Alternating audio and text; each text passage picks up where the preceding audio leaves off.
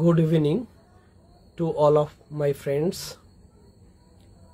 গুরুজন গুণীজন বন্ধুবর্গ সবাই কেমন আছেন? আশা করি সবাই সুস্থ আছেন। আমাকে স্পষ্টভাবে দেখতে এবং শুনতে পাচ্ছেন কিনা একটু জানিয়ে দেবেন আমাকে।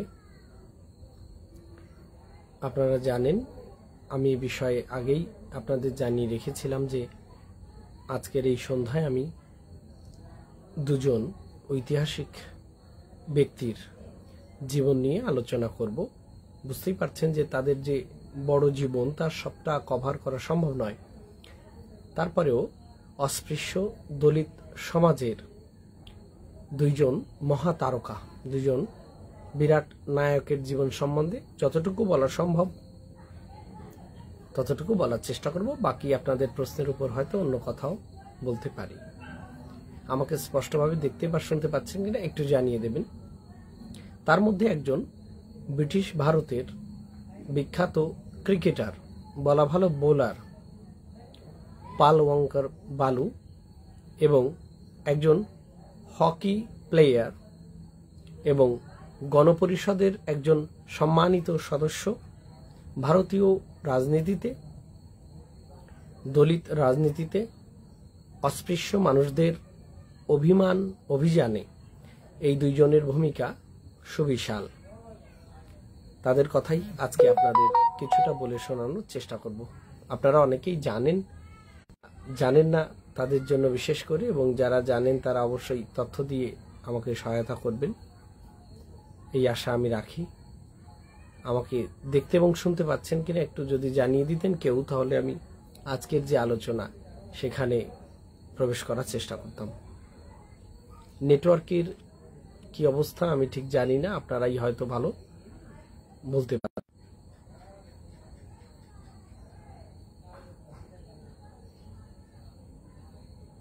আজকে আমি বলে নিয়েছি যে আজকে যে দুইজনের কথা বলবো তার মধ্যে একজন পাল ওয়াঙ্কার বালু এবং আর একজন জয়পাল সিং মুন্ডা। বুঝতেই পাচ্ছেন জয়পাল সিং মুন্ডা তিনি আদিবাসী সমাজের একজন প্রতিনিধি, একজন নেতা, যিনি গণপরিষদে সদস্য হয়েছিলেন। আর পাল ওয়াঙ্কার বালু হলেন দলিত সমাজের একজন মানুষ, অস্পৃশ্য সমাজের একজন মানুষ, যিনি দুর্দান্ত খেলাধুলাতে তার প্রতিভা প্রদর্শন করলেও সেই সময়ের যে সামাজিক ঘৃণা, সামাজিক হিংসা, সেই বাতাবরণে তাকে কিন্তু স্পর্শ করা হতো না।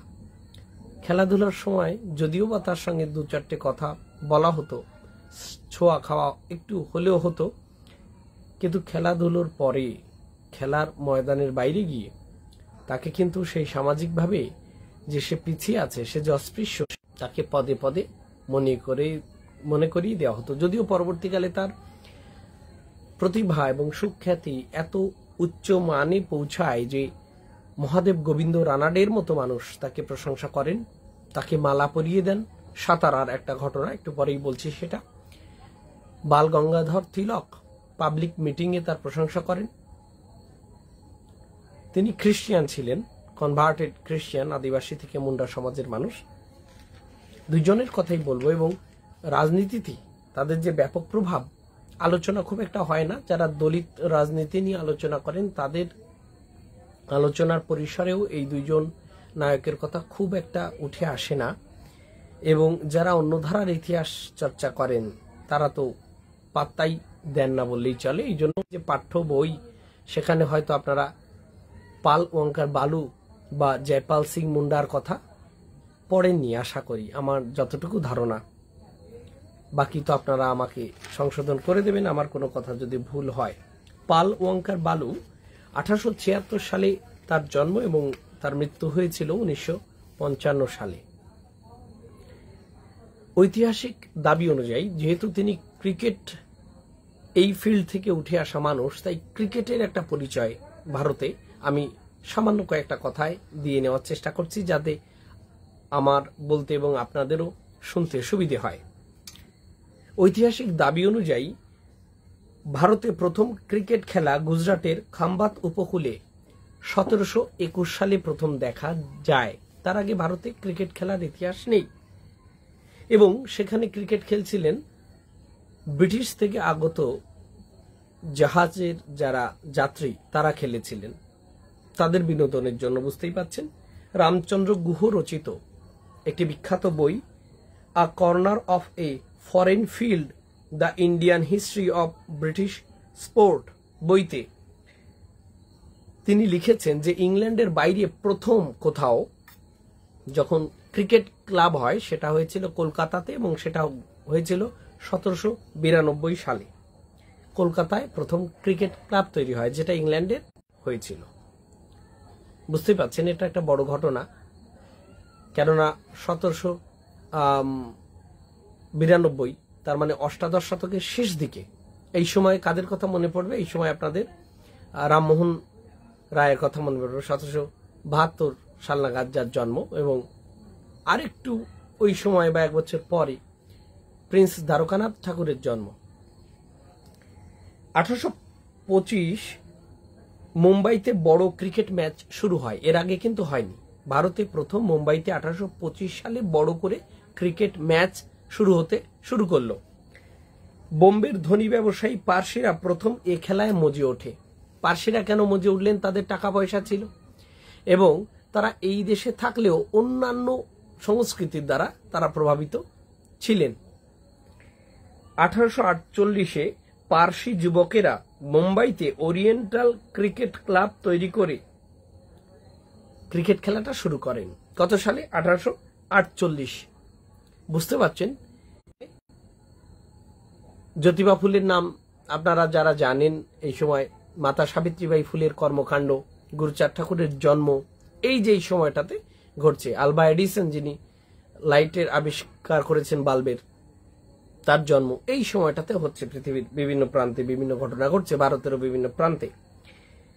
এবং পরবর্তীকালে এই ক্লাবের নাম হলো ইয়াং জেরোস্ট্রিয়ান ক্লাব। 1850 থেকে 1860-এর মধ্যে 30-এর বেশি ক্রিকেট ক্লাব গড়ে ওঠে।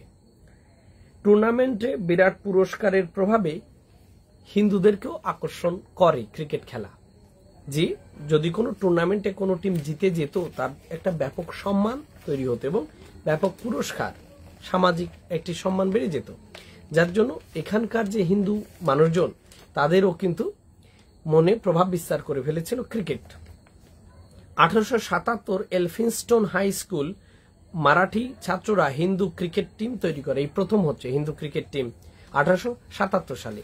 আপনারা বলতে পারেন যে এখানে হিন্দু কেন বলছি, পার্সি কেন বলছি? এর কারণ ইন্ডিয়ান ন্যাশনালিটি তখন গড়ে ওঠেনি। সারা ভারতের মানুষ যে একটা আইডেন্টিটিতে নেশন হিসেবে ততদিনে গড়ে ওঠেনি। তাই দেখবেন নামগুলো মোহামেডান, নামগুলো হিন্দু, মানে যখন ক্লাব বা খেলাধুলোর বিভিন্ন টিমের নাম হচ্ছে তখন হিন্দু, পার্সি এইরকম নাম আপনারা দেখতে পাবেন, শুনতে পাবেন। ইংরেজ, পার্সি, হিন্দুদের মধ্যে বড় বড় ক্রিকেট টুর্নামেন্ট শুরু হয় এই সময়। ইংরেজ হাতিয়ার কারখানায় কাজ করত পালওয়াঙ্কার বালুর বাবা। এবং আরো একটু বলে রাখা ভালো, 112 নম্বর রেজিমেন্টের সিপাহী ছিলেন তিনি, পালওয়াঙ্কার বালুর বাবা, ব্রিটিশ ইন্ডিয়া আর্মিতে। খেলা দেখতো দূরে থেকে বালু, ছোটবেলা থেকে বল এলে ছুড়ে দিত। বুঝতেই পারছেন, এলে দূর থেকে এই ক্রিকেট খেলা দেখতো, রাজকীয় খেলা। তার দিকে যদি কখনো বল ছুটে যেত তাহলে সেই বলটা ছুড়ে দিত বালু। এবং কখনো কখনো খেলাধুলোর পর সেই বল যখন অকেজো হয়ে যেত আর খেলার উপযুক্ত থাকতো না, ফেলে দিলে সেই বল খুঁটিয়ে নিয়ে এসে বালু কিন্তু তার ভাইদের সঙ্গে বা অন্যান্য বাচ্চাদের সঙ্গে খেলা করত। পার্সি ক্রিকেট ক্লাবে বালুর চাকরি হয়। অস্পৃশ্য সমাজের ছেলে, বেশি দূর লেখাপড়া সুযোগও ছিল না, তার বাবাও চাননি, তাই তাকে পড়াশোনা থেকে বের করে এনে চাকরিতে ঢুকিয়ে দেয়। কোথায় চাকরি হলো? প্রথমে পার্সি ক্রিকেট ক্লাবে বালুর চাকরি হলো। সেখানে কি করতে হবে? সেখানে যে পিচ তৈরি হয় ক্রিকেটের, সেই পিচ মেরামত করতে হবে এবং অন্যান্য 5 মাস খাটতে হতো তাকে। নেট প্র্যাকটিসের সময় বল করেও দিতেন বালু, এবং সেই সময় বালু মাইনে পেতেন 3 রুপিয়া প্রতি মাসে। 1892 সালে পার্সি ক্লাব ছেড়ে পুনা ইংরেজ ক্লাবে চাকরিতে যোগ দেন পাল ওয়াঙ্কার বালু। তাহলে পার্সি ক্লাব থেকে চাকরি পরিবর্তন করে পাল ওয়াঙ্কার বালু 1892 সালে যোগ দিচ্ছেন ইংরেজদের একটি ক্লাবে, যেটা পুনাতে প্রতিষ্ঠিত ছিল। পুনা মহারাষ্ট্রের একটি জায়গার নাম।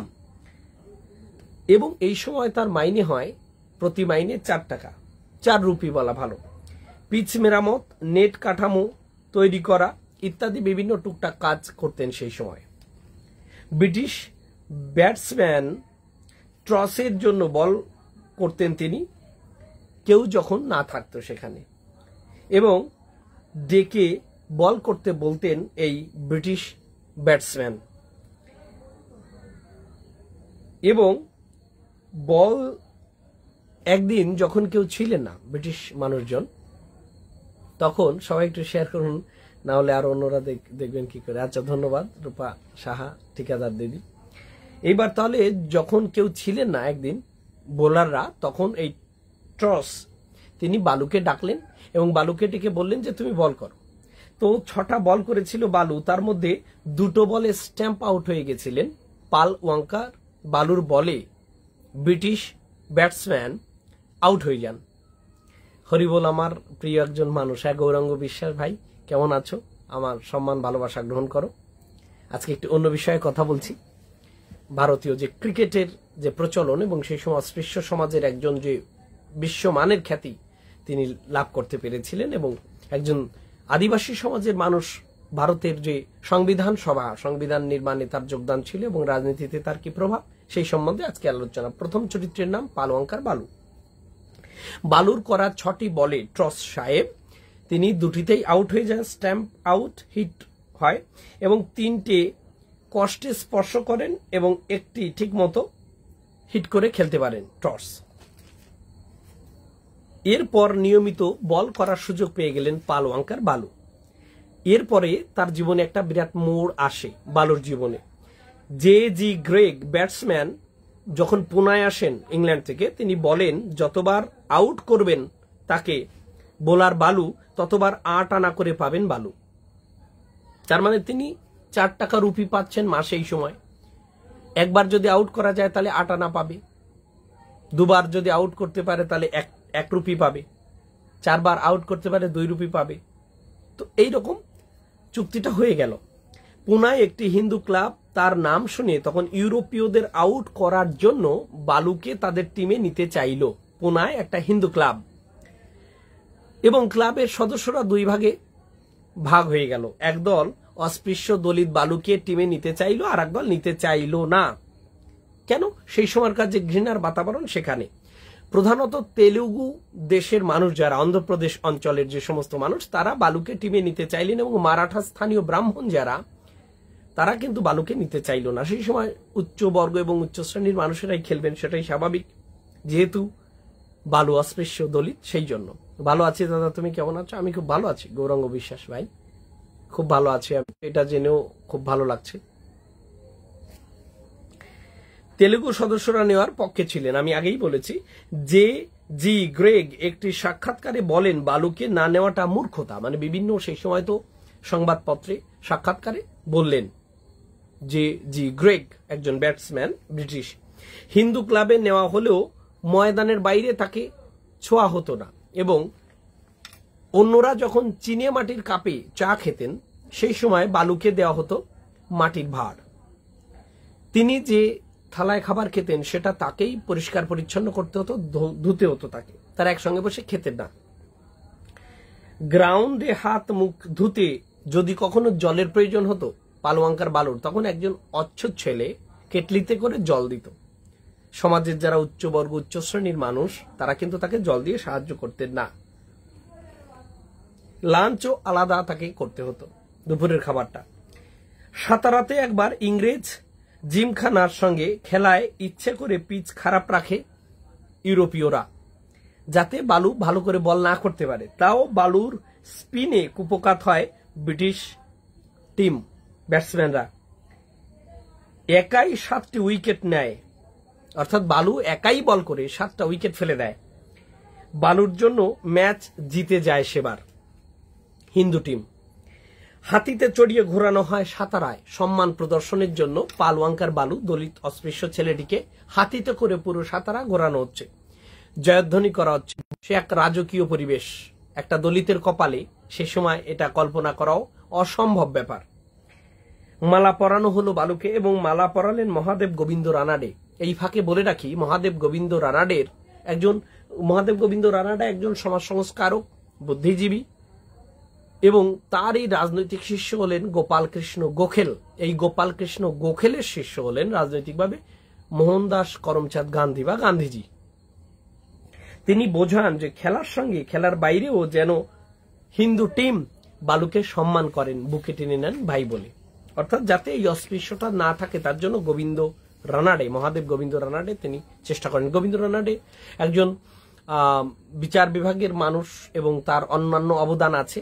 ভারতীয় সমাজ সংস্কার বিষয়ে যখন আমি আলোচনা করব, বিভিন্ন প্রান্তে থেকে বিভিন্ন মানুষেরা করছিলেন। এক জায়গায় হরিগুরুচাঁদ করছেন, এক জায়গায় পেরিয়ার করছেন, মহাদেব গোবিন্দ রানাডে একদিকে করছেন, দয়ানন্দ সরস্বতী একদিকে একভাবে করছেন। সবার চিন্তা চেতনা তো একরকম নয়, সবাই যে একই রকম ভাবে করবেন তাও নয়, কিন্তু তারা কি ভাবছিলেন দেশের মানুষদের সম্বন্ধে সে বিষয়ে আমাদের একটু জেনে রাখা ভালো, যাতে আমাদের আগামীতে পলিসি তৈরি করতে সুবিধে হয়, কোনো নীতি গ্রহণ করতে সুবিধে হয়। পরে এক পাবলিক ইভেন্টে ফাদার অফ ইন্ডিয়ান আনরেস্ট বাল গঙ্গাধর তিলকও পাল ওয়াঙ্কার বালুর ভূয়সী প্রশংসা করেছিলেন। জয়হরি বল, ভালো থাকবেন। দেবরঞ্জন হালদার দাদা, অনেক শ্রদ্ধা, অনেক নমস্কার, আশীর্বাদ করুন, নিশ্চয়ই ভালো আছেন আপনি। এরপর ব্রিটিশ খবরের কাগজে তার নাম আসে ব্রিটিশ বিখ্যাত বোলারদের সঙ্গে তুলনা করে বিভিন্ন লেখালেখি বেরোতে শুরু হয়। 1907 থেকে 1911 সালে 5টি ম্যাচে তিনি 40টি উইকেট নিয়ে নেন। প্রতি উইকেটে গড়ে 10-এরও কম রান দিয়েছিলেন বিরোধী টিমকে, ব্যাটসম্যানদের আর কি। 1911-এ ভারতের একটি টিম ইংল্যান্ডে খেলতে যায়। পাল ওয়াঙ্কার বালু সেই টিমের সঙ্গে গিয়েছিলেন এবং পাতিয়ালার রাজা ক্যাপ্টেন ছিলেন। 11 ম্যাচে 2টি জিতে যায় ভারতীয় টিম, 2টোতে ড্র হয়। কিন্তু পাল ওয়াঙ্কার বালুর সুখ্যাতি ইংল্যান্ডে ছড়িয়ে পড়ে, ইউরোপে ছড়িয়ে পড়ে। এখানে রাজা প্রায় শিকারে যেতেন, খেলাধুলার দিকে তার মন ছিল না, স্ট্র্যাটেজি করতেন না, যথেষ্ট সময় দিতেন না, গবেষকরা তাই বলছেন, যার জন্য ভারতীয় টিম হেরে যায় এবং সেখানকার ভারতীয় মানুষদের জন্য অনুকূল ছিল না।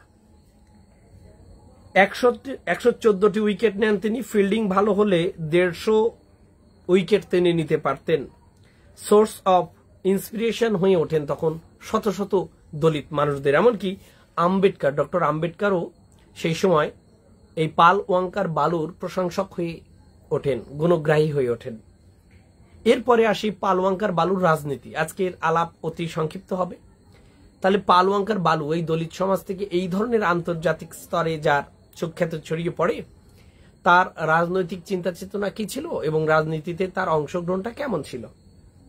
রাজনীতি, গান্ধীর রাজনৈতিক দর্শন দ্বারা তিনি প্রভাবিত ছিলেন, গান্ধীবাদী ছিলেন তিনি, এবং হোম রুলের জন্য তিনি আশাবাদী ছিলেন, অর্থাৎ একেবারেই যে স্বতন্ত্র দেশ হয়ে যাবে, সম্পূর্ণ স্বাধীন একটি রাষ্ট্র হবে ভারত, সার্বভৌম, সেই ধারণা তখন পাল ওয়াঙ্কার বালুর মাথায় আসেনি। সেই সময় কংগ্রেস লিডার যারা বা ভারতের যে সমস্ত নেতা ছিলেন তাদের মাথায় কিন্তু একেবারে স্বতন্ত্র একটি রাষ্ট্র হবে যেখানে ব্রিটিশের কোনো ছায়া থাকবে না, এই ধরনের ধারণা রাজনৈতিক নেতাদের মতো। পাল ওয়াঙ্কার বালুও চাইছিলেন হোম রুল প্রতিষ্ঠা হোক। কেন? এর আগেই হোম রুলের আন্দোলন হয়েছে আয়ারল্যান্ডে, যে দেশ থেকে এদেশে এসেছিলেন ভগিনী নিবেদিতা, মিস মার্গারেট নোবেল। তো এদেশেও অ্যানি বেসান্ত, বাল গঙ্গাধর তিলক, এই ধরনের মানুষেরা হোম রুল প্রতিষ্ঠার জন্য দাবি করছেন। হোম রুল কি জিনিস? যে সর্বোচ্চ স্থানে আমরা ব্রিটিশদেরই আন্ডারে থাকব, ভারত ব্রিটিশের উপনিবেশ থাকবে, কিন্তু ভারতের যে স্থানীয় শাসন, যে প্রশাসন, তা সম্পূর্ণই ভারতীয় মানুষেরাই পরিচালনা করবে। কেন্দ্রীয় আইনসভা এবং প্রাদেশিক আইনসভাগুলো ভারতীয় মানুষরাই পরিচালনা করবে, ব্রিটিশ সেখানে নাক গলাবে না। ব্রিটিশ কি দেখবে? ব্রিটিশ দেখবে এদেশের সেনাবাহিনী অর্থাৎ সামরিক কোনো চুক্তি, বৈদেশিক নীতি, এদেশের কারেন্সি অর্থাৎ টাকা পয়সা, সেন্ট্রাল ব্যাংক, যোগাযোগ ব্যবস্থা, এগুলো সব দেখবে ব্রিটিশ। বাকি এখানকার পঞ্চায়েতে কি হচ্ছে, প্রাদেশিক আইনসভায় কি হচ্ছে, কেন্দ্রীয় আইনসভায় কি হচ্ছে, তা ভারতীয় মানুষরা দেখবে। এটাকে বলে হোম রুল, স্বায়ত্ত শাসন, নিজেদের শাসন নিজেরা করা। খুব সুন্দর আলোচনা, ঠাকুর আপনার মঙ্গল করুন, আশীর্বাদ করুন। পাগল অপূর্ব রায়, প্রণাম আপনাকে। সঞ্জিত চৌধুরী দাদাভাই দেখছেন, প্রণাম আপনাকে। সরোজ বিশ্বাস, জয় হরি, জয় মতুয়া, জয় গুরু, প্রণাম আপনাকেও, প্রণাম, অনেক শুভকামনা। সবাই ভালো থাকুন, সবার প্রতি আশা এবং শ্রদ্ধা প্রণাম আমি জানাচ্ছি। তাহলে পাল ওয়াঙ্কার বালু সেই সময়ের একজন মানুষ। আমি বলেছি তার জন্মসাল আমি আলোচনা করেছি 1876 সালে। বুঝতে পারছেন অনেক আগের ঘটনা। 1869 জন্ম হচ্ছে মহাত্মা গান্ধীর।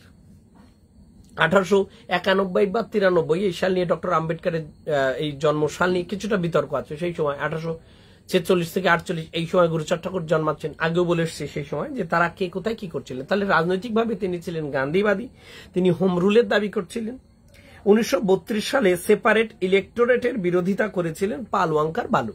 অর্থাৎ যখন এই দাবিগুলো উঠে আসছিল ভারতের ডিপ্রেসড ক্লাসেস থেকে, যে মুসলমানদের জন্য যেহেতু আলাদা পৃথক নির্বাচনের ব্যবস্থা আছে, শিখদের জন্য যেহেতু আলাদা নির্বাচনের ব্যবস্থা আছে, অ্যাংলো ইন্ডিয়ানদের জন্য যেহেতু আলাদা নির্বাচনের ব্যবস্থা আছে, তাই র্যামসে ম্যাকডোনাল্ড 1932 সালে সাম্প্রদায়িক বাটোয়ারা নীতি গ্রহণ করেছিলেন, যে এদেশের ডিপ্রেসড ক্লাসেস যারা, তাদেরও আলাদা নির্বাচনী ব্যবস্থা তৈরি হবে। সেপারেট ইলেকটোরেট মানে দলিত মানুষেরা দলিতদেরই ভোট দেবে, যারা এতদিন অস্পৃশ্য, যাদের রিলিজিয়াস আইডেন্টিটিও স্পষ্ট নয়, নাকি তারা প্রচলিত হিন্দু মানুষজন, নাকি মুসলমান, নাকি খ্রিস্টান, নাকি পার্সি, নাকি ইহুদি, এরকম নয়।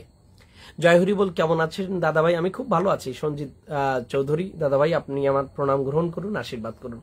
দারুণ আলোচনা চলছে। সমীরণ মন্ডল দাদাভাই, আমার প্রণাম, আশীর্বাদ করুন, সঙ্গে থাকুন সকলেই। জয় হরিচাঁদ, জয় গুরুচাঁদ, কেমন আছো? ভালো আছি। গণপতি বিশ্বাস দাদাভাই, আমার প্রণাম, সঙ্গে থাকুন। তাহলে 1932 সালে সেপারেট ইলেকটোরেট বিলের বিরোধিতা অনেকেই করেছিলেন।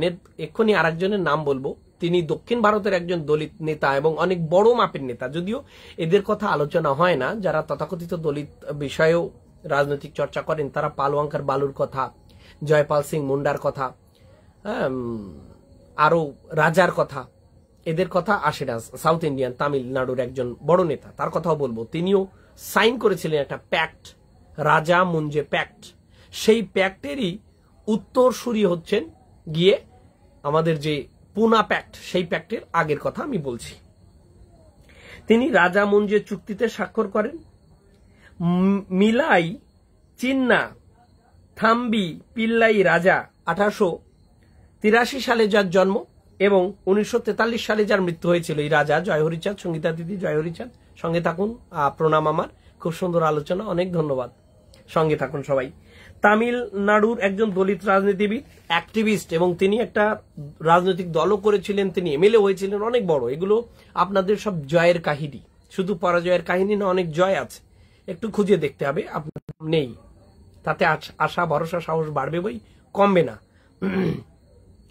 মুঞ্জে হচ্ছেন বিএস মুঞ্জে, যার সম্বন্ধে ডক্টর বিএস মুঞ্জে, যার বিষয়ে আমি একটা ভিডিও করেছি, দেখবেন ইউটিউবেও রয়েছে অসিতবার এবং ফেসবুকেও ছাড়া আছে।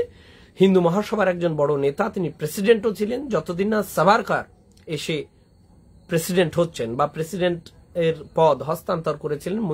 মুঞ্জে ইতালি সফর করেছিলেন মুসলিনীর দেশে, এবং তিনি ফ্যাসিস্ট স্টাইলে এদেশে কিন্তু শিক্ষালয় প্রতিষ্ঠা করেছিলেন। তার মধ্যে একটা বিখ্যাত জায়গাও ছিল যেটা বনসালা মিলিটারি স্কুল, যেটা নাসিক মহারাষ্ট্রে।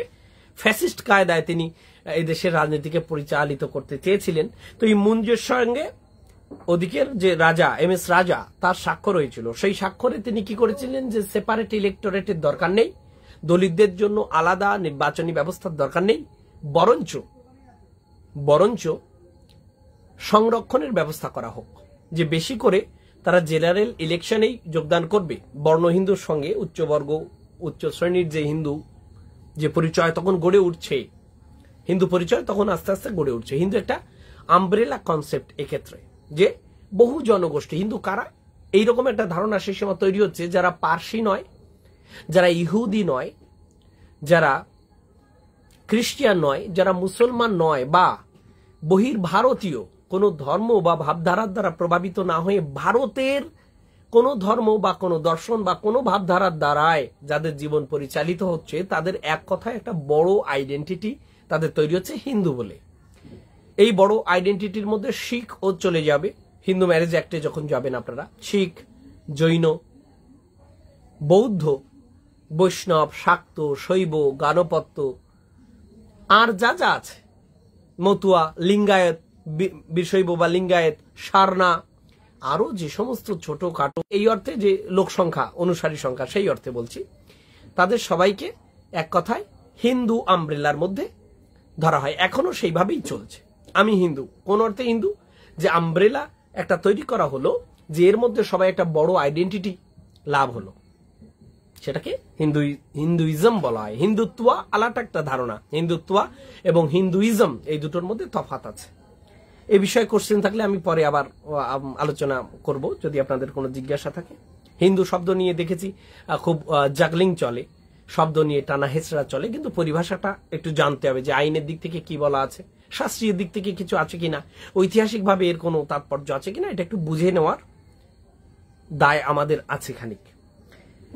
এরপর কি হলো, এই চুক্তি পুনা চুক্তির অগ্রদূত ছিল কোনটা, এটা কিন্তু একটা নতুন তথ্য হবে অনেকের কাছে আপনাদের, এটা আমার দাবি। সেটা হচ্ছে যে রাজা মুঞ্জে প্যাক্ট, এটা পুনা প্যাক্টের পূর্বসূরি। দাদা নমস্কার, আপনি কেমন আছেন? আমি খুব ভালো আছি, শ্রী উজ্জ্বল চন্দ্র। আমার নমস্কার, শ্রদ্ধার সম্মান গ্রহণ করুন, সঙ্গে থাকুন।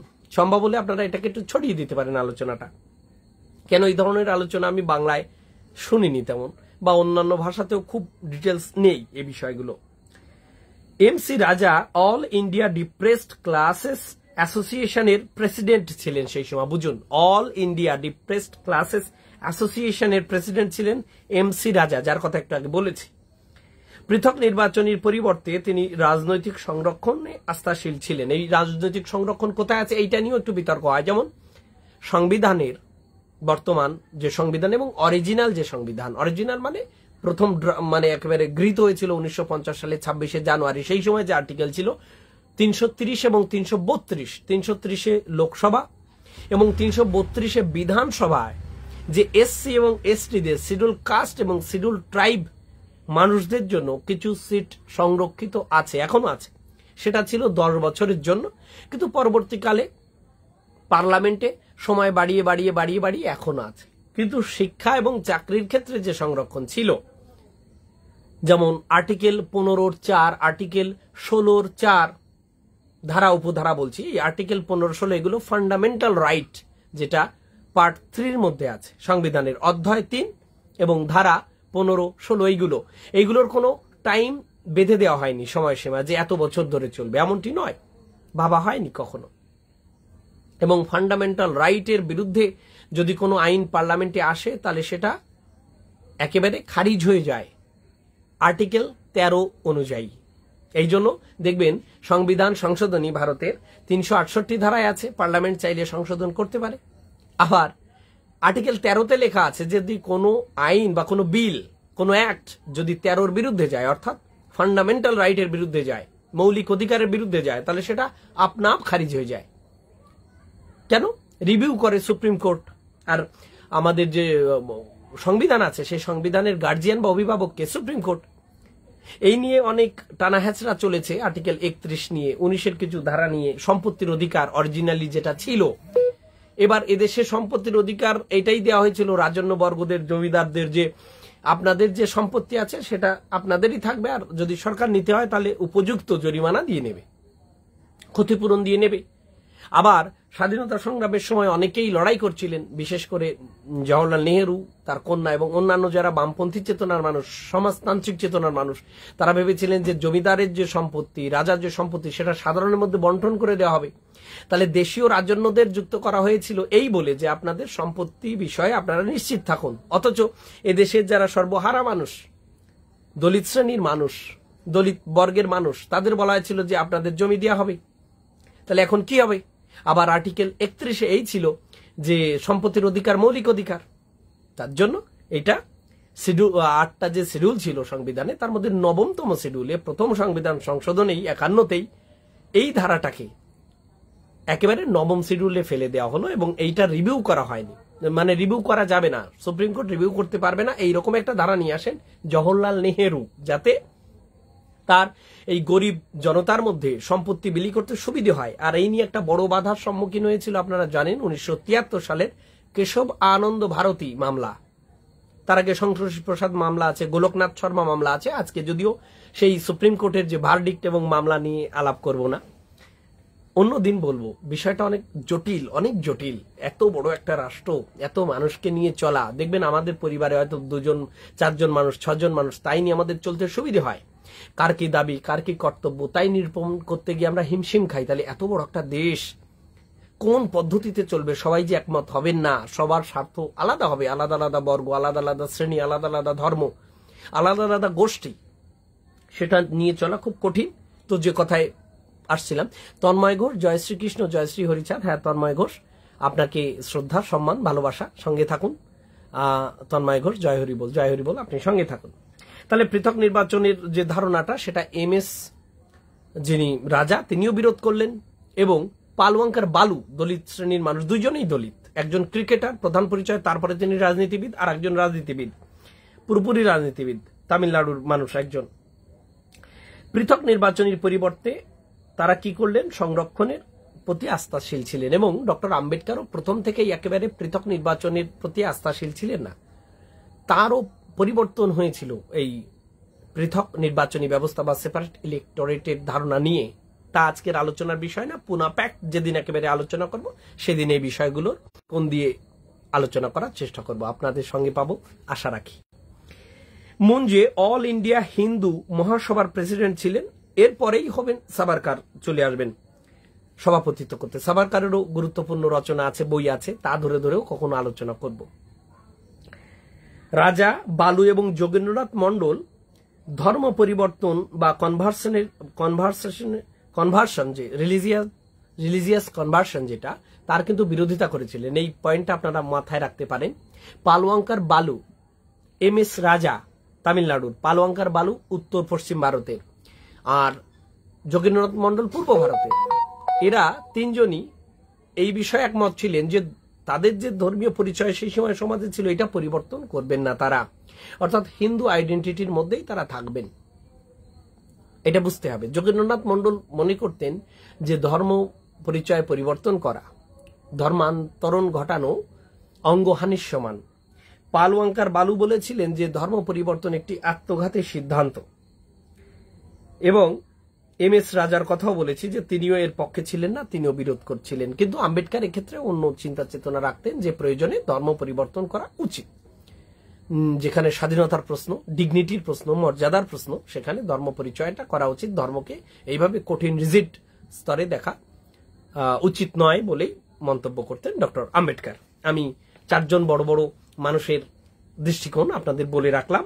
কেন বলে রাখলাম? আগামীতে যখন আমি আলোচনা করব, আপনারা যারা আমার নিয়মিত শ্রোতা, বন্ধুবর্গ, গুণীজন, গুরুজন, তাদের যাতে বুঝতে সুবিধে হয়। এরপরে 1933 সালে পালওয়াঙ্কার বালু হিন্দু মহাসভার টিকিটে বোম্বে পৌরসভা এলাকায় প্রতিদ্বন্দ্বিতা করে হেরে যান।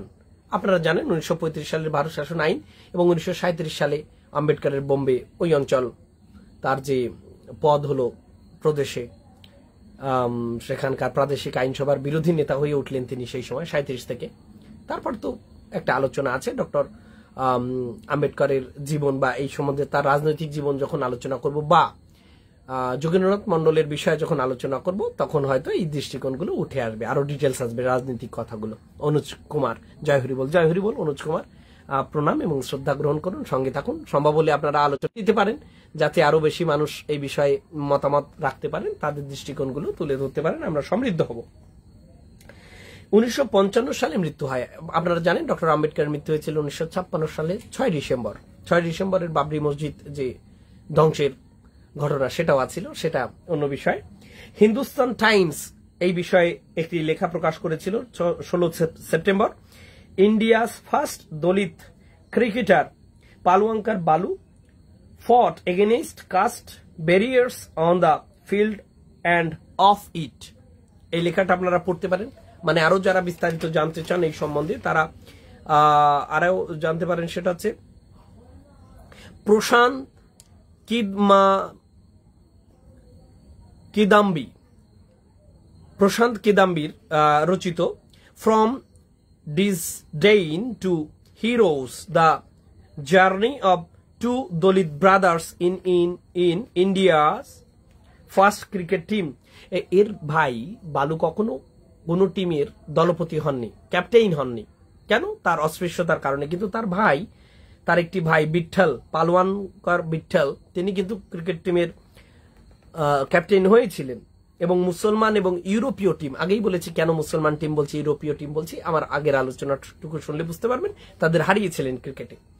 দা প্রিন্টে প্রকাশিত হয় এই যে খবরটা আমি বললাম, প্রশান্ত কিদাম্বি, 4 জুন 2020-তে। এছাড়া রামচন্দ্র গুহ রচিত 2003 সালে প্রকাশিত একটি বই আছে, এ corner of a foreign field, the Indian history of A British sport. এই বইটা আপনারা পড়ে দেখতে পারেন। খুব সুন্দর, আপনার আলোচনা শুনতে খুব ভালো লাগে। সঞ্জিত চৌধুরী, অনেক ধন্যবাদ, সঙ্গে থাকুন। 2011-তে আর একটা তথ্য দিয়ে দিই, সেটা হচ্ছে 2011 সালের যে সেন্সাস, দেখুন 21-এ তো হয়নি, সরকার বলছে কোভিড-19-এর জন্য, কিন্তু এটা একটা অজুহাত হতে পারে, এটা কোনো ভালো কথা হতে পারে না। কোভিড-19 শুধু ভারতে হয়েছিল তা তো নয়, সারা বিশ্ব জুড়ে ছড়িয়ে পড়েছিল। দুটো বিশ্বযুদ্ধ জনগণনা থামাতে পারেনি। আর জনগণনা যদি না হয় একটা দেশের, ভালনারেবল সেকশন কোথায় আছে, নারীদের কি পরিস্থিতি, অন্যান্য মার্জিনালাইজড যে সমস্ত মানুষজন আছে তাদের কি পরিস্থিতি, অর্থনৈতিক বন্টন কিভাবে হয়েছে, রাজনৈতিক প্রতিনিধিত্ব কি আছে, একটা দেশ বোঝা যায় না। এটা ডায়াগনোসিস একটা রাষ্ট্রের। সেন্সাস শুধু কটা মানুষ আছে এইটা নয়, এইটা তথ্য, এটা সমীক্ষা নয়। সেন্সাস অনেক ব্রড কনসেপ্ট, সেটা না হলে রাজনীতি, অর্থনীতি ঠিক মতো ফ্লো করতে পারে না। তো বুঝতেই পারছেন, এ বিষয়ে আমি একটা আর্টিকেল লিখেছিলাম। তো 2011 সালে যে সেন্সাস, তা অনুযায়ী আমাদের আর্টিকেল 342-এর অন্তর্গত ভারতে এখন 705টা এসটি গ্রুপ আছে। তার মধ্যে একেবারেই ভালনারেবল সেকশন আছে, তাদের কথা এখন বলছি না। কিছু আছে উড়িষ্যায়, কিছু আছে ঝাড়খণ্ডে, কিছু আছে বাংলায়, ইত্যাদি ইত্যাদি। মানে খুবই সঙ্গীন অবস্থা।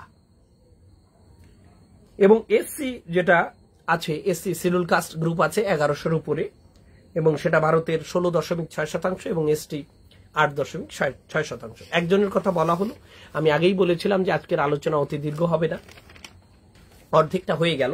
আর একজনের কথা বলবো, তার কথা বলতে গেলে একটু রাজনীতি বেশি আসবে, কেননা তিনি এখন যার কথা বললাম, পালওয়াঙ্কার বালু, তার বেশ পরের মানুষ। এখন যে বিরাট ব্যক্তিত্বের কথা বলবো, কেন বিরাট, আম্বেদকরের গণপরিষদে যাওয়ার পেছনেও এই ব্যক্তির হাত ছিল, এবং আরো অনেক অনেক জায়গায় তার হাত ছিল। এবং যেমন নেতাজি সুভাষচন্দ্র বসু আইসিএস, পরম লোভনীয় পদ প্রত্যাখ্যান করে ভারতে এসেছিলেন, ইনিও তেমনি একজন। এরও জীবনে আইসিএস ত্যাগ করে, অর্থাৎ ওই পজিশনে যাওয়ার আগে আগে তিনি ভারতে চলে এসেছিলেন 1928 সালে অলিম্পিক টিমের নেতৃত্ব দেওয়ার জন্য। যাক, সে কথা আমি তথ্য ধরে ধরে বলি। জয়পাল সিং মুন্ডা, 1903 সালে তার জন্ম হয়েছিল। বাবার নাম আমরু পাহান, এবং তিনি সেন্ট পল স্কুলে পড়াশোনা করেছিলেন। কোন অঞ্চলে বুঝতে পারছেন, এখন ঝাড়খণ্ড। এবং তিনি স্বপ্ন দেখতেন ঝাড়খণ্ড একটি আলাদা স্বাধীন রাজ্য হবে, আলাদা দেশ নয়, রাষ্ট্র নয়, রাজ্য হবে। তা নিয়ে নেতাজি সুভাষচন্দ্রের অন্য মত ছিল, জওহরলাল নেহেরুর অন্য মত ছিল, সে কথা আমি পরে পরে বলছি। প্রফেসর কসগ্রেভের শুভদৃষ্টিতে পড়ায় তিনি ইংল্যান্ডে যাওয়ার সুযোগ পান, এবং তার মা ভয় পেয়েছিলেন যে আলাদা সংস্কৃতিতে চলে যাচ্ছে ছেলেটি, হয়তো অন্য হয়ে যাবে। আর একটা কথা বলে রাখা ভালো, সেটা হচ্ছে এই যে জয়পাল সিং মুন্ডার কথা বলছি, তার ধর্মীয় পরিচয়ে তিনি কিন্তু একজন খ্রিস্টান ছিলেন, ধর্মান্তরিত খ্রিস্টান। শিশুকালের নাম ছিল প্রমোদ পাহন। পরে তার যখন 6-8 বছর এরকম বয়স হচ্ছে, স্কুলে যখন ভর্তি হতে যাচ্ছেন, তখন তার নাম হয়, এবং তার জন্ম তারিখও তখন পরিবর্তিত হয়ে যায়, তখন তার নাম হয় জয়পাল সিং মুন্ডা। এবং জয়পাল সিং মুন্ডার দুবার বিয়ে হয়েছিল জীবনে, তার মধ্যে একটা স্ত্রী উমেশ চন্দ্র ব্যানার্জির নাতনি। সেসব মজাদার কাহিনী একটু পরে বলছি। Rahul Singh, hi sir, hello my dear students, তোমরা কেমন আছো? তুমি একা আছো না টিম ধরেই হাই স্যার জানালে? আমার ছাত্র, প্রিয় ছাত্র রাহুল সিং। আচ্ছা, আর একটা কথা হচ্ছে, এই যে বই মানে জয়পাল সিং মুন্ডা সম্বন্ধে জানতে গেলে আপনারা একটা গুরুত্বপূর্ণ বই পড়ে ফেলতে পারেন, সেটা হচ্ছে আদিবাসী ডোম। আদিবাসী ডোম একটা বই, selected writings and speeches of Jaipal Singh Munda, edited by A K Pankaj সম্পাদনা করেছেন। আদিবাসী ডোম এটার প্রধানত জয়পাল সিং মুন্ডার 1940 থেকে 50-এর মধ্যে যে সমস্ত রচনা, যে সমস্ত বক্তৃতা, সেসব এখানে স্থান পেয়েছে এবং তিনি গণপরিষদে যে সমস্ত কথা বলেছিলেন তার কিছু টুকরো যদি পারি আজকে আপনাদের শোনাবো, সেসবও এই বইতে স্থান পেয়েছে। ভীষণ গুরুত্বপূর্ণ বই। আর একটা কথাই ফাঁকে বলে রাখি, দলিত স্বার্থ এবং আদিবাসী স্বার্থ কিন্তু একরকম নয়। জয়পাল সিং মুন্ডা গণপরিষদে বলছেন জানুয়ারি 1947, আগস্ট 1947, এমনকি অ্যাডভাইজারি কমিটিতে যখন তিনি নারী প্রতিনিধিত্বের ব্যাপারে তিনি খুব সোচ্চার হচ্ছেন এবং আদিবাসীদের বাকিরা শোষণ করেছে, শুধু ব্রিটিশ নয়, শুধু ব্রাহ্মণ্য শোষণ নয়, এখানে আর যারাই ছিলেন তথাকথিত যারা পরবর্তীকালে ওবিসি হচ্ছেন, এসসি হচ্ছেন, শিডিউল কাস্ট, তারাও তাদের কম শোষণ করেনি। মনে পড়ে মুন্ডাদের একটি বিখ্যাত স্লোগান, দিকু দাসা আতুতান দিসুন। দিকু দাসা আতুতান দিসুনের কথা হচ্ছে বাইরের যারা লোক, যারা অনাদিবাসী, শব্দটা আমি লিখেছি, আমি জানি না আর কেউ ব্যবহার করেছে কিনা, আদি থেকে অনাদি করে আমি অনাদিবাসী এইভাবে লিখেছি, নন ট্রাইবাল পিপল, তারা কিন্তু কম শোষণ করেনি, মহাজনেরাও করেছে, যে যখন পেরেছে তখন করেছে। এবং যারা এই মুহূর্তে রাজনীতির বয়ান তৈরি করতে গিয়ে নিজেদেরকে সংখ্যাধিক্য দেখাতে গিয়ে এসসি এসটি ওবিসি করে এক করে দেখায়, তাদেরও জীবনচর্যায় আপনি দেখবেন যে তাদের ছেলের সঙ্গে মুন্ডা, ওরাও, লেপচা, ভুটিয়া বা টোটা এই ঘর থেকে মেয়ে এনে বিয়ে দিচ্ছে না, বা নিজেদের মেয়েদের ওইখানে বিয়ে দিচ্ছে না, অর্থাৎ রুটি বেটির যে সম্বন্ধ সেটা তাদের নেই। হৃদয়ে যথেষ্ট ঘৃণা আছে, হৃদয়ে যথেষ্ট সুপিরিয়রিটি আছে, কিন্তু ভোটের রাজনীতিতে মানুষ অনেক কথা বলে, যাকে ভালোবাসে না তাকেও বুকে জড়িয়ে ধরে। আপনারা জানেন সে সমস্ত মুখ এবং মুখোশের যে জগৎ, আফসোস। যাই হোক, সে কথা আমি বেশি বলতে চাচ্ছি না। তো মুখে মুখে ঐক্য তারা করে ফেলেন, কিন্তু আসলে কে কি ভাবছেন, কোন কোন গোষ্ঠী কি ভাবছেন, একটা আদিবাসী গোষ্ঠী আর একটা আদিবাসী গোষ্ঠীর সম্বন্ধে কি ভাবছেন, বইগারা গন্ডদের সম্বন্ধে কি ভাবছেন, এটা জানাও খুব জরুরি। সোসিওলজিটা জানতে হবে। শুধু আপনি অঙ্ক কষে দেখিয়ে দিলেন এত হতে হতো আমরা হচ্ছে 100-র মধ্যে 99% বা 95 বা 91 বা 90 বা 80, এটা বালখিল্য আচরণ, শিশুতোষ আচরণ। জানেনই না সমাজ বাস্তবতা, যে কারা কি হয়ে আছেন, কাদের স্বার্থ কিভাবে কথা বলে, কার হৃদয় কোন বিষয়ে নড়ে ওঠে, কোন টপিকটা কার জন্য স্পর্শকাতর বিষয়, কোনটা কার আবেগের বিষয়। গণিত দিয়ে দুনিয়া করা যায় না, সমীক্ষা দিয়ে তো একদমই নয়। যাই হোক, সংখ্যা দিয়ে সবসময় সব সমস্যার সমাধান করা যায় না। এই বিষয়ে কখনো যদি এর চেয়ে স্পষ্টভাবে শুনতে চান বলবো। 1918-তে ইংল্যান্ডে তিনি যাচ্ছেন এবং রিটায়ার্ড হচ্ছেন কসগ্রেভ সাহেব, এবং পরিবারের সঙ্গে এই যে বলতে পারলেন না, দারুণ দারুণ বলেছেন। হ্যাঁ, মনোজিৎ দাস, ধন্যবাদ। আমার শ্রদ্ধা সম্মান গ্রহণ করুন, সঙ্গে থাকুন। অক্সফোর্ড বিশ্ববিদ্যালয়, ইংল্যান্ড অক্সফোর্ড বিশ্ববিদ্যালয়ের অন্তর্গত সেন্ট জোন্স কলেজ থেকে তিনি গ্রাজুয়েশন করছেন কিসে, ইকোনমিক্সে, অর্থাৎ তিনি ব্যাচেলর অফ ইকোনমিক্সে ডিগ্রি হাসিল করছেন। জয়পাল সিং মুন্ডা, অর্থাৎ মুন্ডা সমাজের সেই সময় দাঁড়িয়ে একজন অতি উচ্চশিক্ষিত মানুষ, অতি শব্দটা নেগেটিভ অর্থে আমি ব্যবহার করছি না, অতি উচ্চশিক্ষিত একজন মানুষ। প্রধান বিষয় তার অর্থশাস্ত্র ছিল, অন্যান্য বিষয় ছিল, তার রাষ্ট্রবিজ্ঞানও ছিল, দর্শনও ছিল তার সাবজেক্টের মধ্যে। এছাড়া উইম্বলডন হকি ক্লাবে তিনি যুক্ত হচ্ছিলেন সেই সময়। কেন? ছোটবেলা থেকে তিনি হকি ভালো পারতেন। ব্রিটিশ ইন্ডিয়ান হকি দলের ক্যাপ্টেন হচ্ছেন তিনি পরবর্তীকালে। এবং 1928 সালে আমস্টারডামে আয়োজিত গ্রীষ্মকালীন যে অলিম্পিক নিয়ে যদি কখনো আলোচনা করি তাহলে বলবো শীতকালীন অলিম্পিক, গ্রীষ্মকালীন অলিম্পিক, অন্যান্য ধারা অলিম্পিক কোন দেশ থেকে চালু হচ্ছে, আধুনিক সময় অলিম্পিক কোন দেশে তৈরি হলো, এবং যে অলিম্পিক খেলা হয় এখন সে সম্বন্ধে আলাদা একদিন আলোচনা করব। তো এই গ্রীষ্মকালীন যে অলিম্পিক আমস্টারডামে নেদারল্যান্ডে হচ্ছে, আয়োজন করা হচ্ছে, তাতে তিনি অংশ নিয়েছিলেন এবং নিজের প্রতিভা এবং ধ্যানচাঁদের গুরুত্বপূর্ণ ভূমিকায় স্বর্ণ পদক জয় করেছিল ভারতীয় টিম। উত্তরা বিশ্বাস, হরি বলে চলে এলাম ভাই, আমার শ্রদ্ধা সম্মান প্রণাম গ্রহণ করুন উত্তরা বিশ্বাস দিদি ভাই। সোনার পদক জিতেছিলেন। ধ্যানচাঁদের নাম আপনারা জানেন। ধ্যানচাঁদের জন্মদিন ভারতে ক্রীড়া দিবস হিসেবে পালন করা হয় এবং তার দলে কিন্তু বিখ্যাত আরো কয়েকজন প্লেয়ার ছিলেন, যেমন ফিরোজ খান, রিচার্ড এলেনের মতো বিশ্ববিখ্যাত খেলোয়াড়ও ছিলেন। ধ্যানচাঁদের জন্ম 1905 সালে এবং তার মৃত্যু ঘটেছে 1979 সালে। তিনি রাজপুত একজন ব্রাহ্মণ ছিলেন, উত্তর ভারতীয় মানুষ তিনি।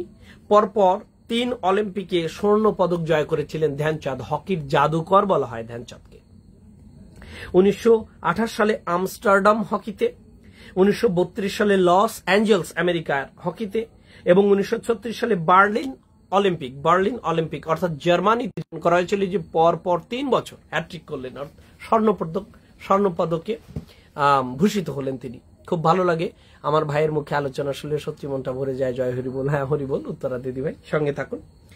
29 আগস্ট তার জন্মদিনে ভারতের জাতীয় ক্রীড়া দিবস পালিত হয় এবং তাকে কিন্তু হিউম্যান ইল বলা হতো। ইল মানে হচ্ছে বান মাছ, মানে এমন ভাবে তিনি চলতেন, এমন ভাবে ছুটতেন মাঠে হকি খেলায়, তাকে হিউম্যান ইল বলা হতো। এবং ইংল্যান্ডের মানুষ হকির জাদুকর নাম দিয়েছিলেন তাকে। একটু আগেই বলেছি 1956তে পদ্মভূষণে ভূষিত হন। পদ্মভূষণ পুরস্কার হচ্ছে এই ভারতের যে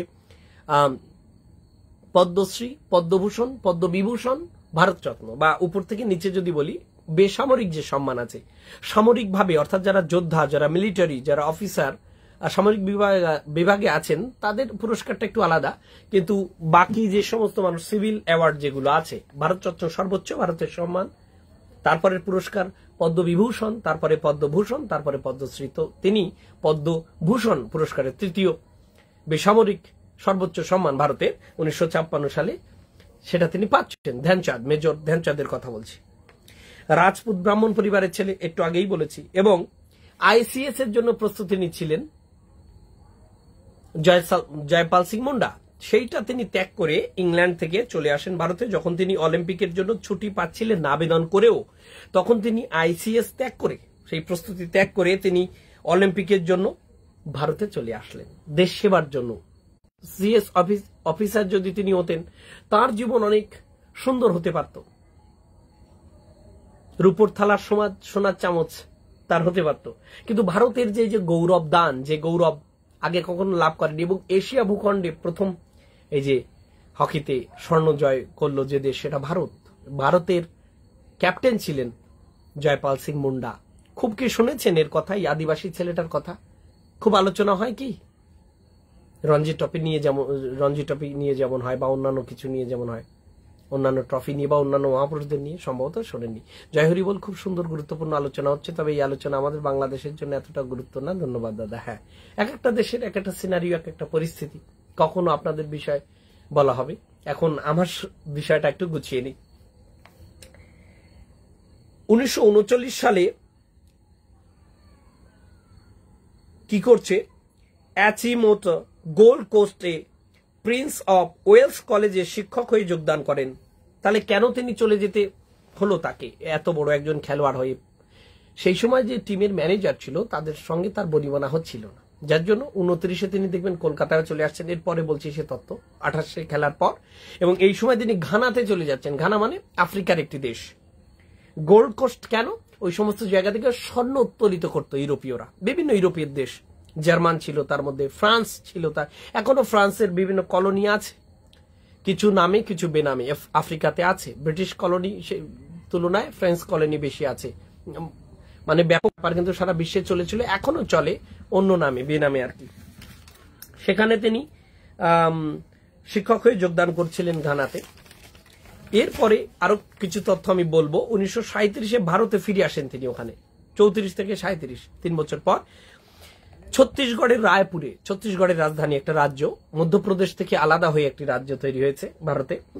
রাজকুমার কলেজের প্রিন্সিপাল হয়েছিলেন তিনি রায়পুরের, ছত্তিশগড়ে। 1938-এ বিকানের প্রিন্সলি স্টেট, বিকান একটা জায়গার নাম, প্রিন্সলি স্টেট মানে ভারতের সমগ্র অঞ্চল ব্রিটিশ একেবারে সবটা নিয়েছিল না। ব্রিটিশ যে শাসন, তারা দেখতেন যে কোন অঞ্চল নিলে তার রাজনৈতিক এবং অর্থনৈতিক ফায়দা হয়, সেই সমস্ত জায়গার দিকে তাদের টার্গেট ছিল। নেপাল খুব বড় টার্গেটে ছিল না, কাশ্মীর খুব টার্গেটে ছিল না, তাদের সেই সমস্ত জায়গা বেশি দরকার ছিল যেখানে ব্যবসা বাণিজ্য বেশি হয়, যেমন বাংলা, মাদ্রাজ, বোম্বে, এইসব জায়গা তাদের প্রধান টার্গেট ছিল।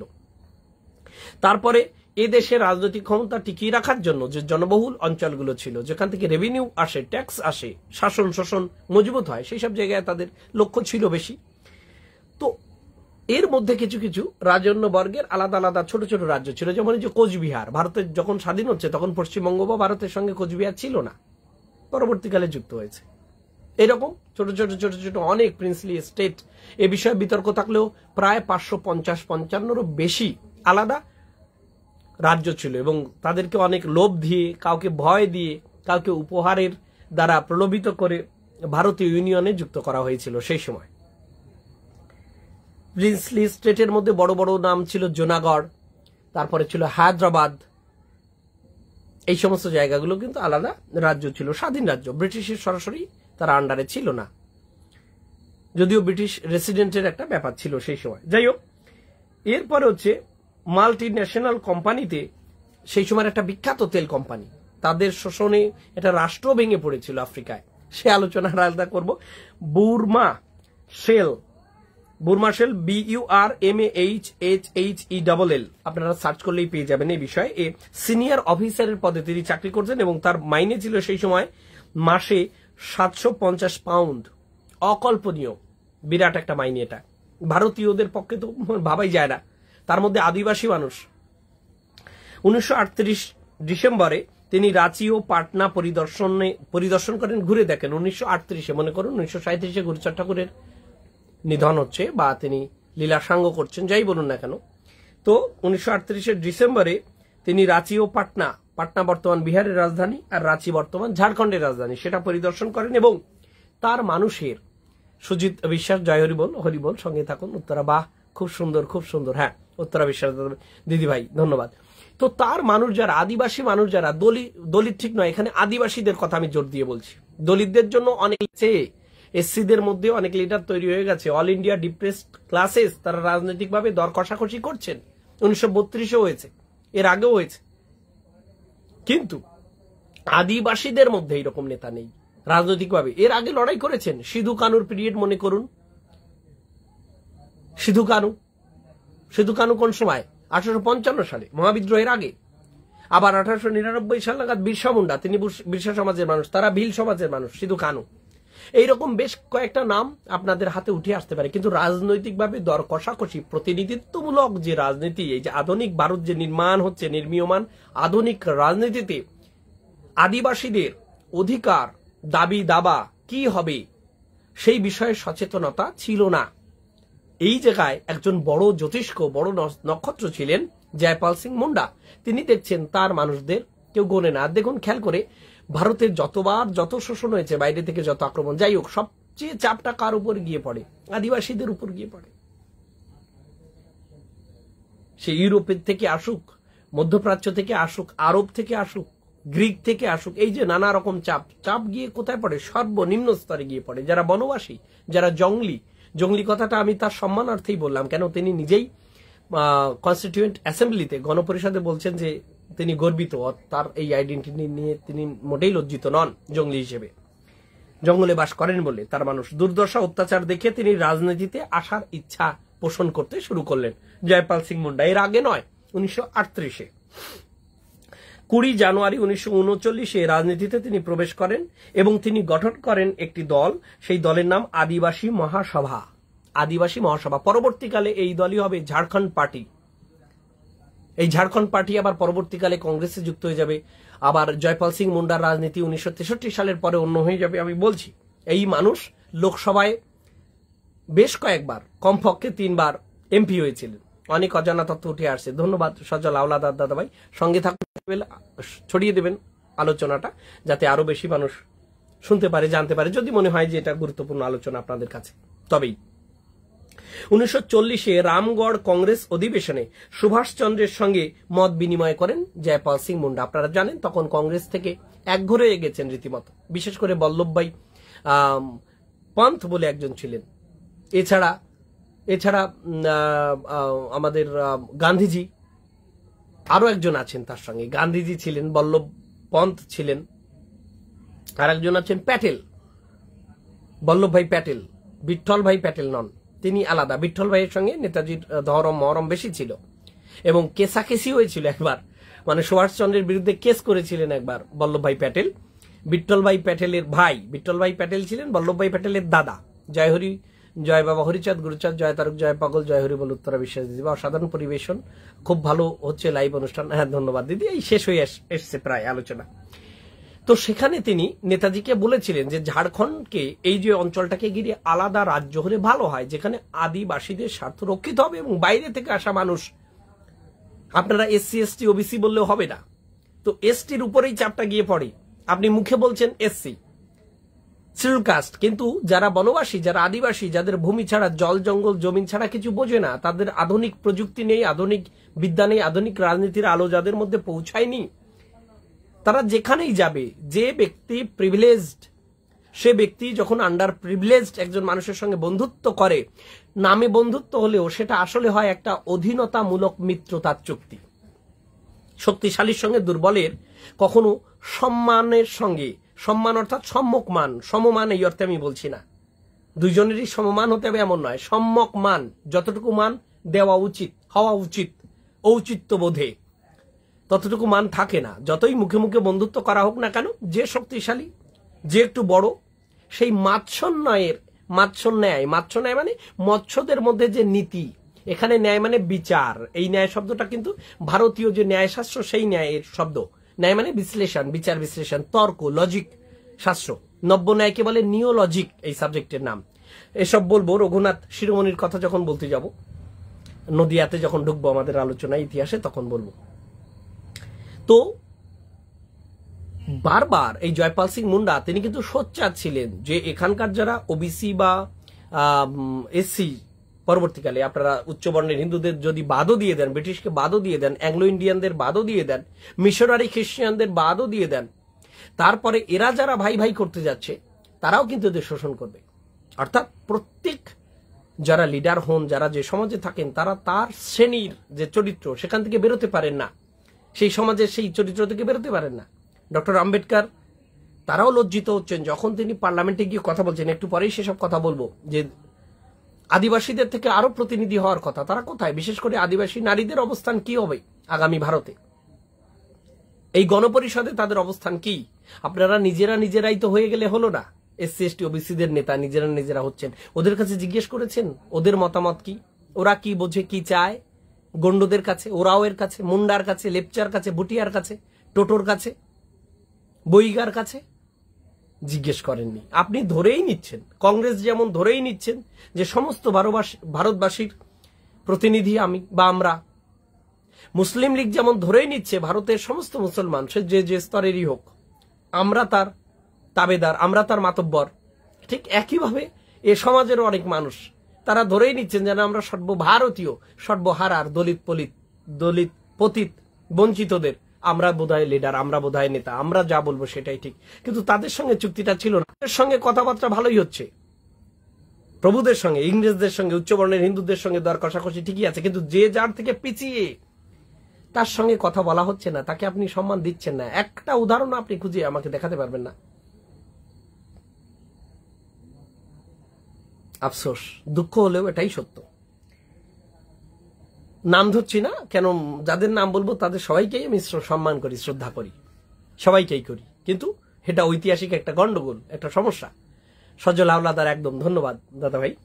এবার তাহলে মত বিনিময় করলেন সুভাষচন্দ্রের সঙ্গে। সুভাষচন্দ্র বললেন যে এই মুহূর্তে যদি আলাদা রাজ্যের একটা দাবি করা হয় ঝাড়খণ্ড, বিহার, এগুলো তো বেঙ্গল প্রেসিডেন্সির মধ্যে একসময় ছিল, তারপর দুই বঙ্গ যখন যুক্ত হয়ে গেল 1911 সালে, তখন আবার কিন্তু বিহার, উড়িষ্যা এগুলো কেটে এক হয়ে গেল, মানে আলাদা হলো। আসাম, বাংলা, পূর্ববঙ্গ এইটা আলাদা রাজ্য হলো, আর এটা আবার আলাদা হয়ে গেল। মানে বঙ্গ জুড়ে ছিল, এই কথার নিচে চাপা পড়ে যাচ্ছে যে বঙ্গের বেশ খানিকটা কিন্তু খুলে গেল বা ছেড়ে গেল, অর্থাৎ বিহার, উড়িষ্যা ওই সময় ছেড়ে গেছে 1911-তে। ভাই খুব নেট ডিস্টার্ব দিচ্ছে গো। হ্যাঁ একটু ডিস্টার্ব দিচ্ছে, আর একটু সময় জ্বালাবো। শেষ এসে গেছে আজকের আলোচনার কথা দিদি ভাই। এরপরে শুধু তাই না, আর একজনকে নিমন্ত্রণ করেছিল রামগড়, যে কংগ্রেস অধিবেশন হচ্ছে, জয় হরি বল, তারক পাল আমার গুরুজন, প্রণাম নেবেন, আশীর্বাদ করবেন, সঙ্গে থাকুন।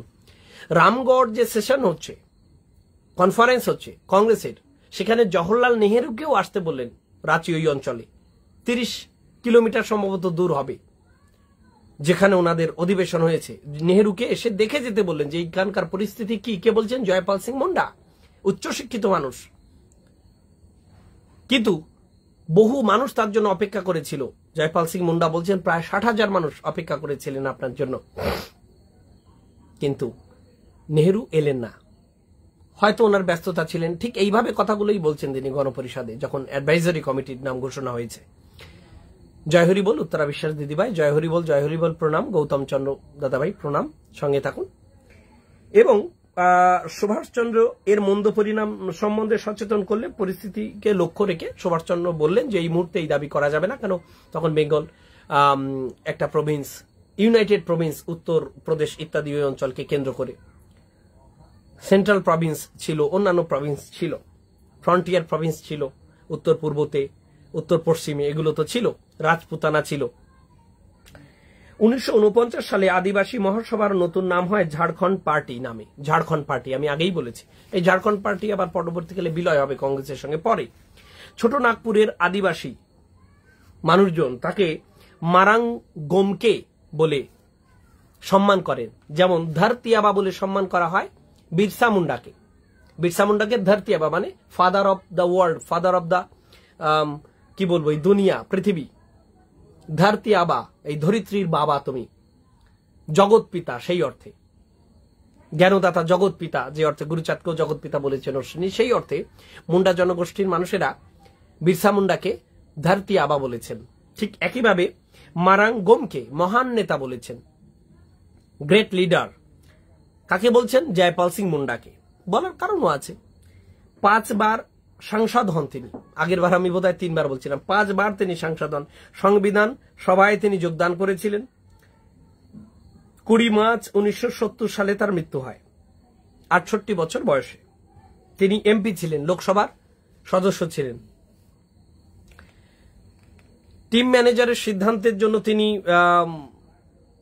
নিজে বলেছি হকি টিম থেকে বেরিয়ে আসেন এবং 1928 সালের পর তাকে আর খেলার দুনিয়ায় এত বড় জ্যোতিষ্ক তাকে কিন্তু খুব বেশি আর দেখা যায়নি। জানেন তো, সব জায়গায় পলিটিক্স হয়, চাপাচাপি হয়, নানা রকম জাতের, ধর্মের, শ্রেণীর অনেক সমস্যা, ভাষার অনেক অনেক সমস্যা, আইডিওলজির প্রবলেম থাকে। 6000 বছর ধরে শাসিত এবং শোষিত হচ্ছে তার মানুষ, এটা বলেছিলেন তিনি গণপরিষদে। 6000 বছর, অর্থাৎ তিনি সেই নিজেকে সিন্ধু সভ্যতা যে মানুষ তাদের উত্তরসূরি বলে দাবি করেছেন। এবং উনি গণপরিষদে বলছেন যে আপনারা যারাই এসছেন বাইরে থেকে তারাই আমাদের শোষণ শাসন করেছেন, তাই আমরা এখন আর বিশ্বাস করতে পারছি না কাউকেই না। এবং তিনি যখন কথাগুলো বলছেন তার কিছুদিন আগে সেন্ট্রাল যে আইনসভা, সেখানে শিডিউল কাস্ট মানুষদের সংরক্ষণের কিছু ব্যবস্থা হয় অন্য ক্ষেত্রে, সেখানে আদিবাসীদের উল্লেখ না করাতে তিনি এটাও বললেন যে এই তো কিছুদিন আগে শিডিউল কাস্ট মানুষদের জন্য যে কথাবার্তা বলা হলো, ভাবা হলো, কই কোনো ছবির মধ্যে তো আদিবাসীদের উল্লেখ করা হলো না। অর্থাৎ যারা শিডিউল কাস্ট নেতাদেরই ভাবছেন সারা ভারতের সর্বহারার নেতা, বাস্তবতা কিন্তু এমন ছিল না, বাস্তবতা অনেক দূরবর্তী ছিল। এছাড়া 2000 সালে ঝাড়খণ্ড আলাদা স্বতন্ত্র রাজ্যের মর্যাদা পেয়েছে, অর্থাৎ বহু পরবর্তীকালে জয়পাল সিং মুন্ডার ইচ্ছেটা, স্বপ্নটা বাস্তবায়িত হয়েছে 2000 সালে। বিহার থেকে ভেঙে আলাদা হয়েছে রাজ্যটা। মাত্র 6 জন আদিবাসী ছিলেন সংবিধান সভায়, এখানেও প্রশ্ন করেছিলেন তিনি, কেন মুসলিম লীগ বেরিয়ে যাওয়ার পর 299 জন সদস্য ছিলেন, তার মধ্যে মাত্র 6 জন ছিলেন আদিবাসী। নারীদের প্রতিনিধিত্বের বিষয়ে সবচেয়ে বেশি সোচ্চার যিনি ছিলেন তিনি কিন্তু জয়পাল সিং মুন্ডা। এবং 24শে জানুয়ারি 1947-এ তিনি কিন্তু এই সমস্ত কথা বলছেন সংবিধান সভায়।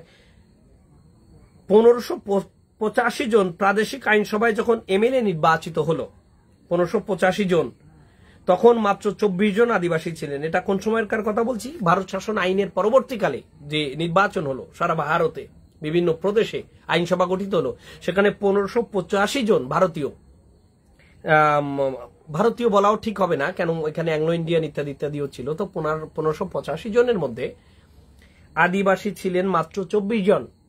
আবার আরেকটা ব্যাপার ভাবার আছে, শুধু আদিবাসী ধরলে হবে না, জয়পাল সিং মুন্ডাও খ্রিস্টান ছিলেন, অর্থাৎ এই মিশনারিদের পাল্লায় পড়ে যারা খ্রিস্ট ধর্ম গ্রহণ করেছিলেন তো তাদের একটা আলাদা পরিচয় কিন্তু সেই সময় গড়ে ওঠে। অর্থাৎ অ্যাংলো ইন্ডিয়ান দিয়ে বা শুধুমাত্র খ্রিস্টান দিয়ে কিন্তু আদিবাসীদের স্বার্থ ঢেকে দেওয়া চলবে না, সম্ভব না, অন্যায় হবে। কেন্দ্রীয় আইনসভায় একজনও ছিলেন না সেই সময়, কেন্দ্রীয় আইনসভায় একজন আদিবাসীও ছিলেন না। খুব আক্ষেপের সুরে বলছেন জয়পাল সিং মুন্ডা। এই আক্ষেপটা হয়তো নৃসিংহ অবতারের মতো ক্রোধে পরিণত হতো যদি আরো কয়েকটা জয়পাল সিং মুন্ডা মতো মানুষ গণপরিষদে যদি ঠাঁই পেতেন, ঢুকতে পারতেন। হরিবল হরিবল, জয় হরিবল উত্তরা বিশ্বাসের দিদিভাই। 27 আগস্ট 1947 তিনি অনেক কথা বলছেন আবার ইন্ডিয়া ভার্সেস নন ইন্ডিয়ান ইন্ডিয়া। দেখুন এই ফ্রেজটা তিনি ব্যবহার করছেন, ইন্ডিয়ান ইন্ডিয়া, অর্থাৎ ভারতীয়দের ভারত এবং অভারতীয়দের ভারত। এবং বঞ্চনার শিকার হওয়ার পরেও আগামীতে তিনি বলছেন যে আমরা বিশ্বাস করার চেষ্টা করছি, বিশ্বাস করার সাহস নিচ্ছি যে বাকি মানুষজনরা আমাদেরকে একসঙ্গে খাওয়া ছোঁয়ার মধ্যে নিয়ে আসবে, আমরাও তাদের আপন করে নেব। এতদিন ধরে যে দিকুরা আমাদের শোষণ শাসন করেছে, দেশীয়রা বাইরে, সেই জন্যই গুজ্জু, বর্গী, মারোয়ারি, মারাঠারা আবার আসছেন এই বঙ্গে না সেটা।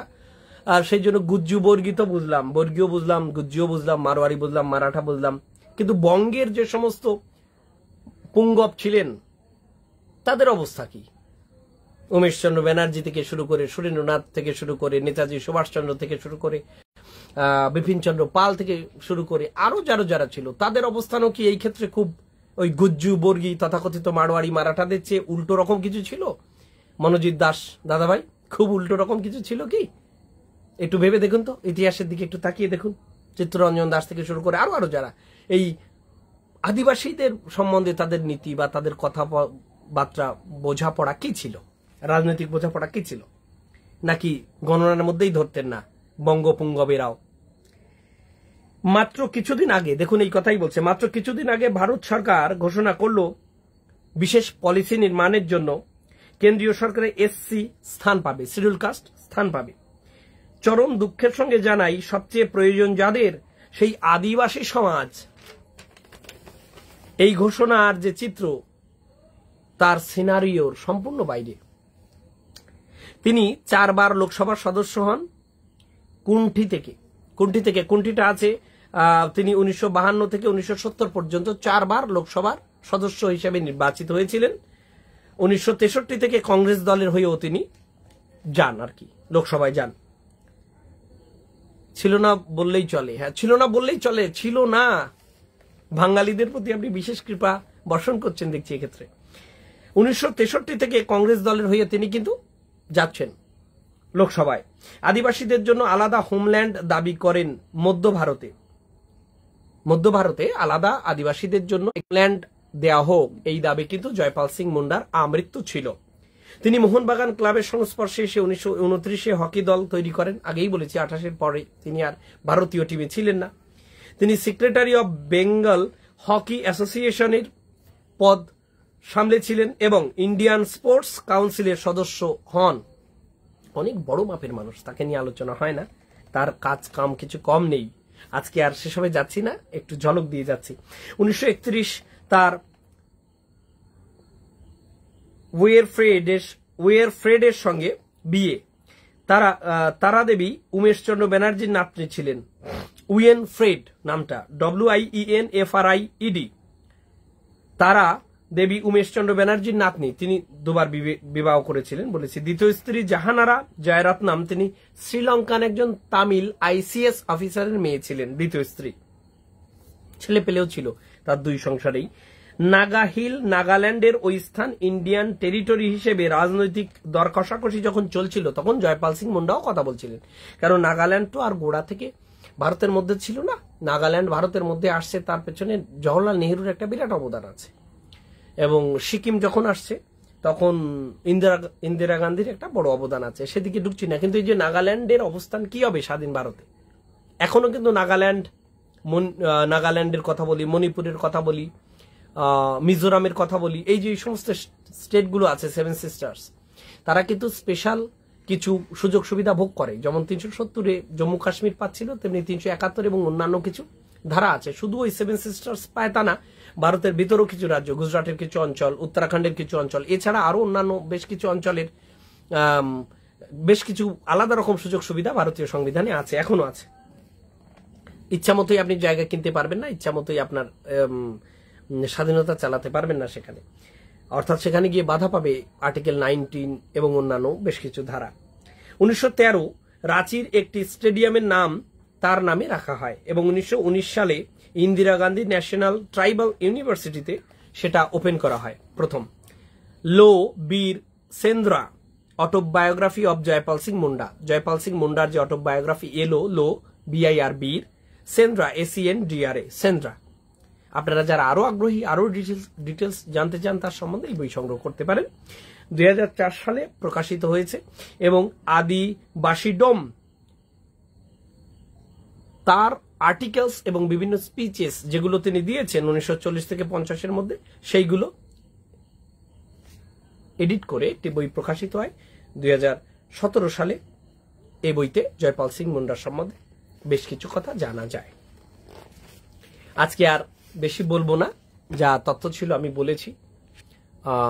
যদি দুটো একটা প্রশ্ন এর মধ্যে থেকে আপনাদের থাকে করতে পারেন, বা আমি তা না হলে আমি এখানেই আজকের আলোচনা শেষ করব। আপনাদের সবাইকে অনেক সম্মান, অনেক ভালোবাসা, শ্রদ্ধা জানাই। এতক্ষণ আলোচনার সঙ্গী হয়েছিলেন আপনারা, গুরুত্বপূর্ণ সময় আপনারা এখানে ব্যয় করেছেন, তার জন্য আমি কৃতজ্ঞতা প্রকাশ করছি। তাহলে ধন্যবাদ সবাইকে, শুভরাত্রি।